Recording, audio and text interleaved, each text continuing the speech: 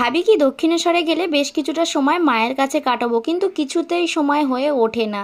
হাতে খুব অল্প সময় থাকে আর তারপরেই মায়ের পুজো দিয়ে বাড়ি চলে আসি। আজকেও সেই রকম হয়েছে। সকালবেলা ঘুম থেকে উঠেই চলে গেছিলাম মায়ের কাছে, গঙ্গা স্নান করে মাকে পুজো দিয়ে তারপর ওখান থেকে কিছু খেয়ে চলে গেছিলাম এই মার্কেটে। এখানে একটা শিব ঠাকুর, ওর অনেক দিনের ইচ্ছা ছিল নেবে, তো সেখান থেকে একটা শিব ঠাকুর নিয়ে নিলাম। আর এর সাথে কিন্তু বেলপাতা আর ওই যে নাক থাকে শ্বেতনাক, সেটাই দিয়ে দিল। আর এটা কিন্তু দেখতে খুবই সুন্দর, আমারও কিন্তু খুবই পছন্দ হয়েছে। তো যাই হোক, ওখান থেকে নিয়ে চলে আসলাম আমরা দমদমে। আর দমদম থেকে তো ডাইরেক্ট আমরা ট্রেন ধরে চলে আসলাম কিন্তু বাড়িতে।